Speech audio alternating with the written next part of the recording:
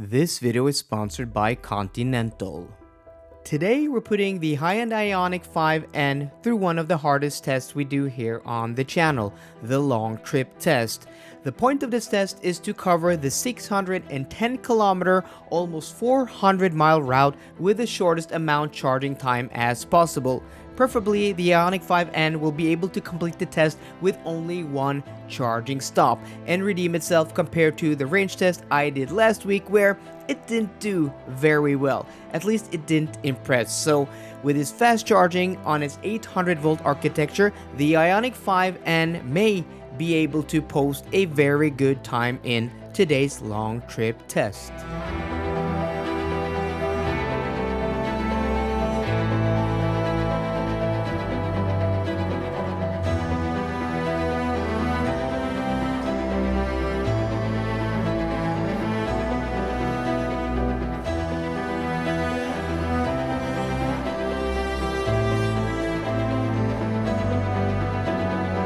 Today's conditions, the weather today is just spectacular.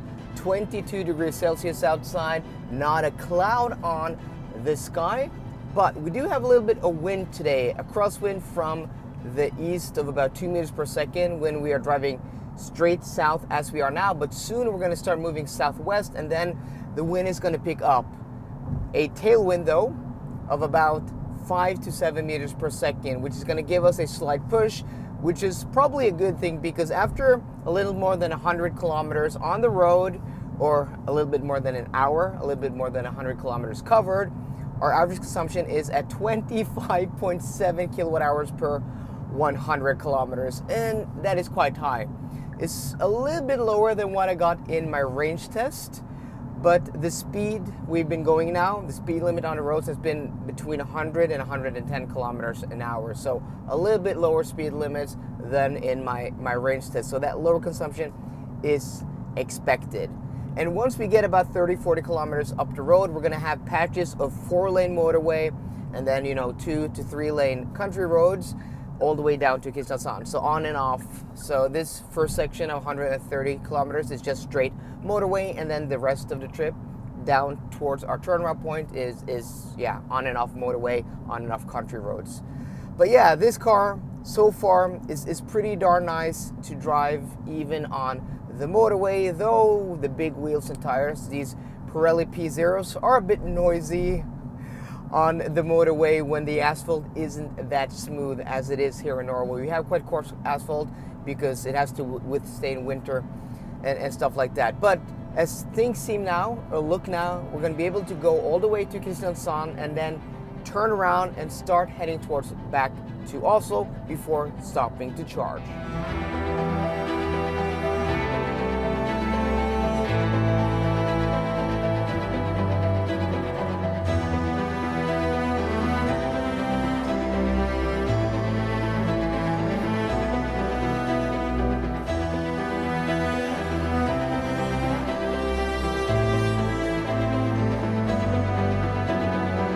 Welcome back to southern Norway, guys, and the town, the city of Kristiansand.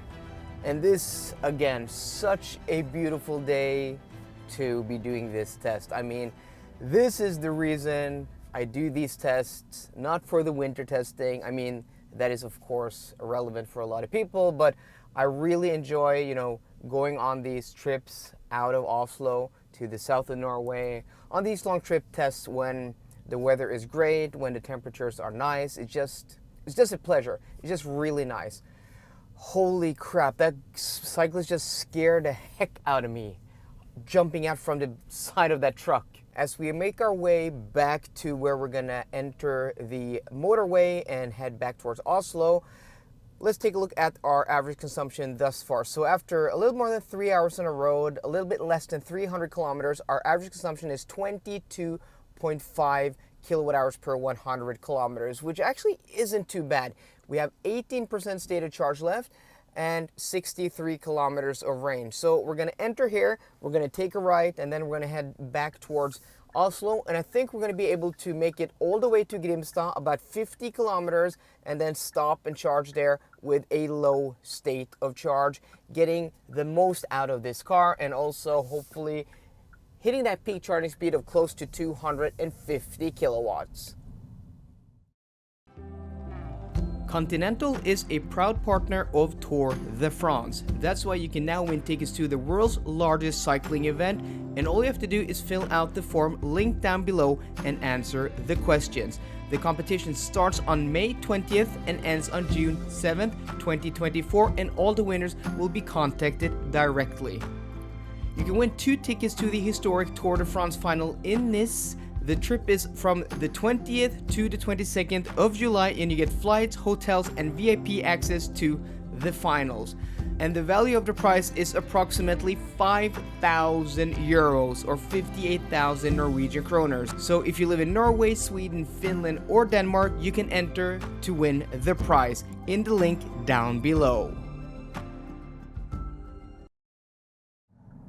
Okay guys, so we're gonna exit here to this Circle K station here in Grimstad and then connect to some 300 kilowatt chargers. Hopefully at least one is free, so we can try to get that peak speed of about 240 kilowatts with this car. Thankfully, at least 2 of these Alpatronics hyperchargers are free or vacant, so we're gonna pop in here, and then we're gonna charge. We're gonna take a look at the consumption. 22.7 kilowatt hours per 100 kilometers, so a little bit higher than our halfway point. 20 degrees Celsius outside, so a little bit colder here than in eastern Norway. So I'm expecting the temperatures to rise as we get closer back towards Oslo. 11 kilometers of range left and 3% battery left. So I want to take a look at the actual temperature of the battery. Then you have to hit this N button to go into this N mode, and then it will show you the battery temperature. 28 degrees Celsius, and we have not preconditioned, so we have not wasted any energy, but that temperature should give us, that peak charging speed once we connect. So as I said earlier in the video, according to the wind map, it's a little bit windy, but I haven't seen that on the trees driving down here, but once getting out of the car, it is a little bit windy, but hopefully it's not too bad. Yes, we did have a little bit higher consumption from this point down to our turnaround point than from our turnaround point and then up here, but I don't think it is too bad. So let's take a look here what speed we're gonna now get once we are connected. So 3% state of charge, and if I'm not mistaken, we may not get that peak charging speed of over 200 kilowatts before we are above maybe 10, even 15% state of charge. But let's keep an eye out on that, guys. So I have kept an eye out on the consumption. So once we got to this point, we were down to 30% state of charge. So that means if we have, the same weather on our way back, we should only go to about 70% to have enough juice to go back to Oslo. But I think we're gonna play it a little bit safe and maybe go to 80% state of charge. So if we're able to do only one charging stop and go to 80% state of charge, this car, even though the efficiency isn't the best, even though this is the N version with the big wheels, with the body kit, with the flare, wheel arches and wider stance, I don't think that is too bad. Where this car really redeems itself is, as I said, in that charging speed. I talked about that in my range test. So let's take a look now if we are getting a little bit more speed. So let's press this button here. Yeah, look at that, guys. 240 kilowatts at 7% state of charge. That is really, really great. So getting that speed without even having to precondition the battery, this being the N version, having that monitoring screen where you can check, where you can monitor the battery temperature, is really, really useful. So I think this is going to be a very short charging stop, less than 25 minutes. So I'm just going to hop in, go to the toilet, get something to eat, get something to drink, and I'll catch up with you guys back once we get back to Oslo and see how this car performed in today's long trip test.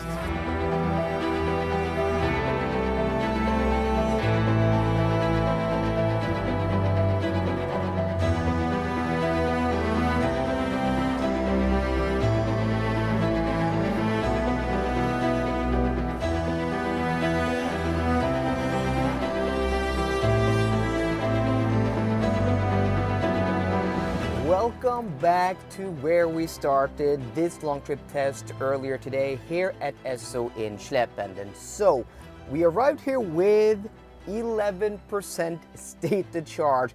I can't remember the last time we arrived with this much battery, so that is pretty nice. No stress along the way. We had a nice buffer that actually was in the minus when we started, but it just grew bigger and bigger, and now we have 37 kilometers of range left with 11% state of charge. The average consumption, 22.7 kilowatt hours per 100 kilometers. So the wind map said we did have, those winds, but in the real world, we basically had the same consumption on our way here and down to our turnaround point, from our turnaround point and up here again. Very little difference.